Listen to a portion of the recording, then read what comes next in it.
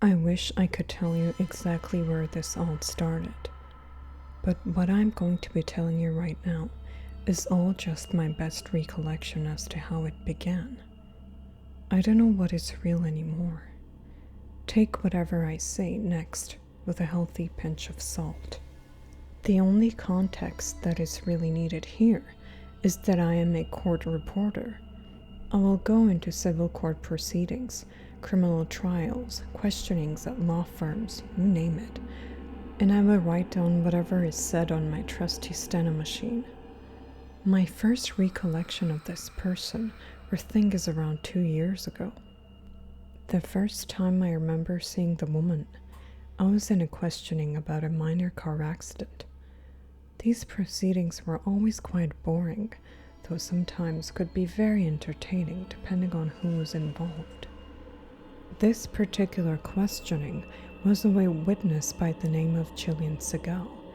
I will use the actual name I was always given because, frankly, good luck finding absolutely anything about this particular woman's existence. Believe me, I've tried. Something about Gillian was, well, something. I guess you could say off, but I can't even describe it in that sense. There was nothing unusual about her appearance or the way she spoke. Gillian was a very unassuming woman and looked like just about anybody you would see walking the street on a normal day.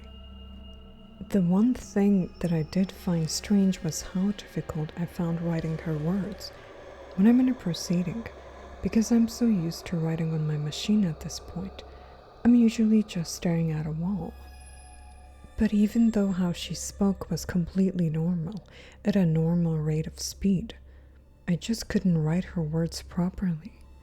I could only write her words effectively if I was staring directly at her, and even then it was difficult. When I'm in a law firm setting, I'm usually just off to the side somewhere. This is why I found it particularly unsettling when I had to look up at her again to write what she was saying, and she was staring directly into my eyes, unblinking. The thing that I found scariest about this is that her voice was conveying appropriate emotion, while her face and eyes were not. She continued to talk to the lawyers normally, while just staring directly into me with a complete vacant expression. I gave a normal glance to the lawyers, but they didn't seem to notice that she was doing this. I turned back to her, and she wasn't staring at me anymore. I didn't know what else to do but shrug it off, but I left that questioning very unsettled. This would have been fine if it was a one-and-done situation. But a few days later, I was scheduled for a preliminary inquiry on a potential drug trafficking trial in court this time. I'm always given the names of the witnesses beforehand for the purpose of preparation, and there was that name again, Gillian Segal. I have no idea why the name already started to fill me with so much dread.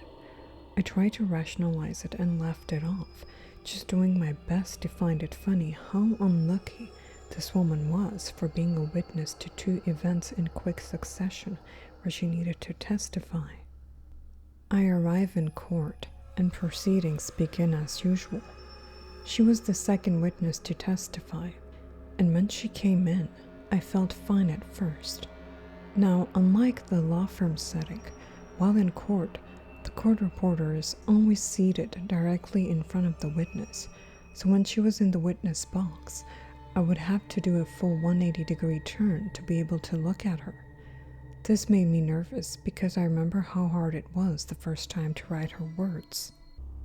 It was no different this time. There was just something about this particular woman that inhibited my ability to write, which was supposed to be second nature to me by now. I was just frustrated at this point, but at some point during her testimony, the feeling I got from the previous questioning came back.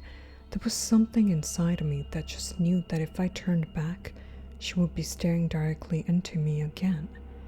My entire body went into a cold sweat. I did my best to keep writing, and a huge feeling of relief washed over me when she was ordered to stand down. When she was exiting the courtroom, I looked at her, and there was nothing even slightly suggesting that she even knew I was there. I was angry at myself at this point. Why was I being so paranoid? She had done nothing wrong, and to be honest, I felt guilty for being so scared of her.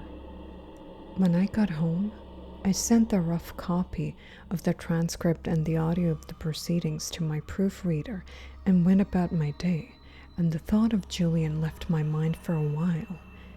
That is, until I got a call from my proofreader. His name was Mike. When I answered the phone, I could tell Mike was finding something funny. He explained to me that at some point during the transcript, my writing began going way off what was actually being said. He joked to me that it was like I had dozed off and began writing something from a dream or something. Now, this isn't unheard of. Sometimes when I have a rough night the day before a job, I will doze off and begin writing complete gibberish until I jolt myself awake again. But there was a feeling that I got when Mike was laughing about this. There was that knowing again. Knowing that when I took another look at the transcript, I would know like what I saw. I hung up the phone and immediately opened up my file of the rough copy and scrolled down to where Jillian Segal was sworn in. Everything was relatively normal at first. The difficulty of writing down what she was saying was apparent, although I could fill in the gaps. But scrolling down further, I immediately figured out what Mike was talking about. I started reading something that almost sounded like it was coming from the middle of a story from a children's book. In the middle of Jillian's testimony, I read the following. Now, this man was always a good reader. Ever since he was a small boy, people would always compliment him on how well he was able to read. His teachers, parents, and friends were always so very impressed by his skill.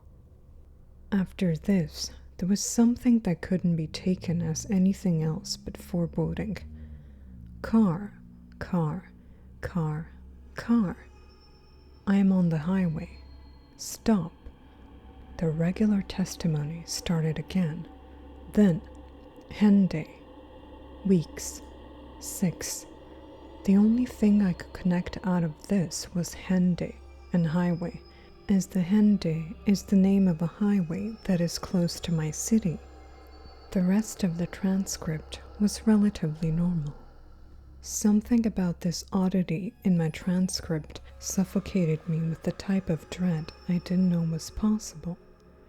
The part about the highway was clearly ominous, but I had no idea who the man, the childlike passage was supposed to be about. I guess I would later find out. 6 weeks later, I was once again scheduled for a questioning, and then there it was. Also very unassuming. Jillian's name again listed along with the witnesses. To be honest, because of how busy I was, while I hadn't forgotten about her, she was no longer at the forefront of my mind. But reading her name again, a chill that wouldn't cease for minutes ran through my body. I shivered uncontrollably. I couldn't blame her for showing up repeatedly as coincidence anymore. There's just simply no way that someone could be called to testify this many times in different cases in such a short period of time. That morning, going to that job was the last thing that I wanted to do, but something pulled me to go, and I couldn't resist. When I was at this job, I didn't even know what it was about. I was too terrified to care and just came to write. I would later find out while going through the transcript that it was about an assault. The proceedings were mostly a blur to me, but then came Jillian. The familiar cold sweat started, and as she was walking to the witness box, for the first time since my first encounter with her, she made fleeting eye contact with me. Now this could have been me being paranoid, but I swear I saw something in those eyes that seemed like she was smirking at me. There was nothing in her facial expression but those eyes. Her testimony started, and this time that horrible feeling was with me the whole time she was behind me. The feeling that at any time I turned around, she would be staring at me with that horrible vacant look. Something even worse happened this time though. At some point she just stopped talking and the courtroom went silent, as if this thing was just begging me to turn around to look at her. When I looked at everyone in the courtroom, it didn't seem like everyone else was experiencing what I was. They all still seemed to be listening attentively, even though there was nothing to be heard. The fear I felt in this moment was indescribable. I was trying to bring myself to look back at her, but as soon as I turned my head just a little bit, I looked down and saw her shoes. She was standing behind me. I immediately forced my eyes shut and tried desperately to convince myself I was imagining this whole thing. After about 10 seconds, I heard a grotesque snicker coming from Jillian that sounded neither like a man or woman. I was no longer able to keep my composure at this point, and I almost dove out of my chair. I fell to the ground, and when I stood back up, Jillian was back in the witness box again, looking at me in confusion. I looked around at everyone else, and they had the same look. As a form of denial of what I had just experienced, I just apologized and sat back down to continue writing. The rest of the proceedings went without incident. I got home, sent the rough copy to Mike, and I drank a lot. Over the next couple of days, I noticed that I did not get anything back from Mike. I found this to be unusual because he was always very quick with his editing and would always keep me updated. I decided to give him a call. The phone was answered, but instead of Mike, a woman picked up. This woman was crying inconsolably and was clearly very drunk. I asked her who she was and asked if Mike was available. I was able to pick up, "He's fucking dead, and it's my fault." I was devastated, and was also devastated for this woman, who was clearly his girlfriend. While Mike worked for me, I did always consider him to be a friend. I asked her when this happened, and she said it happened 4 days prior. I couldn't help but notice that was the day directly before Jillian showed up again. But what confirmed this dreadful feeling I got from this was what she said after.